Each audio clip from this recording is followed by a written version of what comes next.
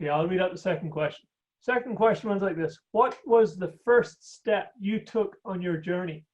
What was the catalyst? Not necessarily the catalyst. What did you do after you figured out, though, this isn't enough, or I need to do more for myself? Whoever wants to go first can give it a go. I can jump in again,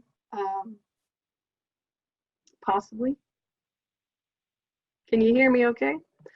Thank you, Kel. What I started pursuing my doctorate, and one of the forms we had to fill out for that was, how are you sharing what you're doing? And I had never thought of that before. Truthfully, I'd never thought about what I was doing might be of value to other educators. And so with that, I had to go ahead and do some thinking of what I could do. And so my first step was actually recruiting a friend so I didn't have to do it alone. And then going there and working, we worked together to start presenting or applying to present at conferences. And so that was kind of our first step to expand our horizons beyond the classroom walls through sharing what we were doing with our students. I'll pick up on Kelly's comment, because it was something that struck me as well, is that I spoke about my students and how we sort of expanded the classroom space.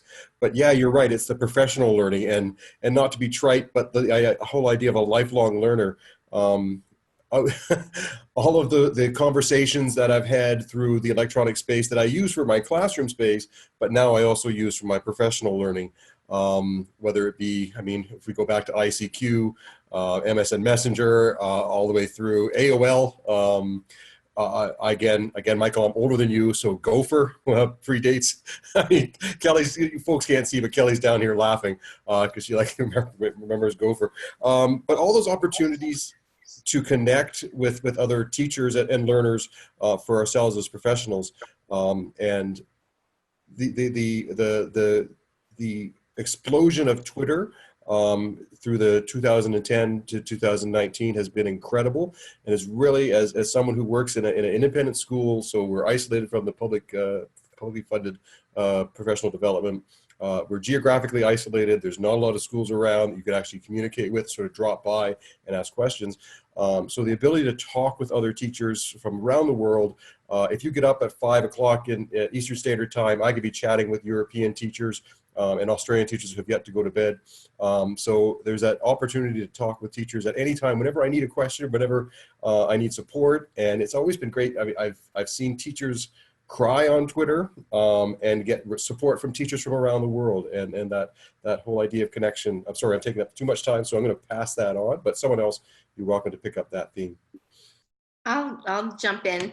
I think that going back to what you said about, your own, start in your professional, how, I started off teaching in the United States, suburbs of Chicago, and I was very isolated, and I didn't even know what I didn't know, if that makes sense. And so looking at what I've learned being overseas for the last 23 years and traveling to all the different countries that I've been to, it makes a difference in the way you see the world and the opportunities that are out there for your students. And so it all goes together. Your personal life, you bring to what your students, you show them the possibilities that are out there. Okay, I'll go now. I think I started off as a teacher, although sometimes now I had to stop so that I'll be able to focus a little. My first experience was actually with my students. Honestly, I think that was last year.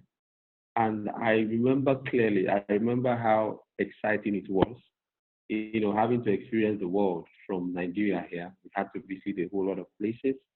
It was amazing. I remember one of my students coming in and telling the parent that we are traveling to UK. She had to, tell the parent, pack my bags, I'm traveling. It was actually, it has been, a good one, looking at having to learn beyond your boundaries, having to learn from people outside your own outside your own boundaries, having to learn, having to see things that ordinarily you would only see when you have to travel or if you have to travel. So it has been a good one. I would say that the privilege it has given, it has made it possible that wherever you are, you could actually learn, you could actually meet new people, you could actually connect beyond your own boundaries.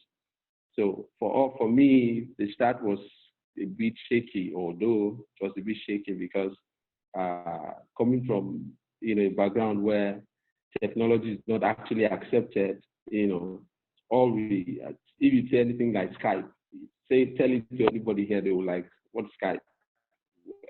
Where do you get that from? So, having to convince the students, having to talk to the parents, having to, make the school authorities understand what it was and how it could affect the student and, the value it could actually bring, it was a tough one for me. But immediately we had the first one, I tell you, I love the school. I think before I resigned, it became a custom in the school that, hey, every time they must do one Skype, they must connect. So basically, it's a beautiful one that I believe that it can, also promote the students and get them to understand things that they can't see around them. So I'd say that my first step beyond the classroom walls was a physical one. We went outside and we learned outside. And it was as simple as exiting the four walls that were our norm from 9 to 3. And it was that change of scenery that for some, they weren't able really to cope with that and ran about, which is understandable for some. But for when it came to becoming settled and voices were lowered and the excitement was lowered too, and teachers stopped knocking on the window for us being so loud, it eventually became an okay thing to be out there. I recall one really fun event was learning about, this is primary 3, so you're looking grade 2, grade 1 in Canada. We're learning about forces. And so I filled up for each of the kids 2 water balloons. One water balloon was really full of water, one was really much less full of water. And we're looking about how, if I throw a big water balloon, will it go as far as if I throw a small water balloon? And it's the idea about really the scientific principle behind forces. And it was a hell of a lot of fun. Now, we made a lot of mess, of course, with water and burst pieces of plastic balloons everywhere. We cleaned up, of course, too. And it didn't really sit well with some teachers as we were shouting and yelling outside, throwing water balloons in the playground. But the learning was amazing. You can't throw water balloons in the classroom. So we decided to take that outside and do it there instead. It made a lot more sense to have that outside. So it was good fun. Why not take the things that are static and make them something natural? So looking at patterns, looking at geometric shapes, we went hunting for triangles, hunting for pentagons, hunting for squares outside.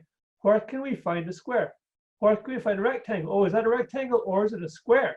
How do you know? So we have the book learning in front of us and we're taking it outside and making it a real thing. Now I know learning about squares and rectangles isn't real world stuff, but it is in the real world. And that leads into tessellation. So tiling things. You can't tile some shapes. Let's try. Let's get some pieces of wood. Let's get some geometric figures outside and see what we can do. And that connection to something real, I think, is also good. So I say beyond the classroom walls can also be a kind of an image for beyond the regular resources. And the technology we have is one resource that is still for some very new. The outside world has been there for a very long time and it isn't being perhaps used as much as it could be. So I would say that too is a fantastic resource to use.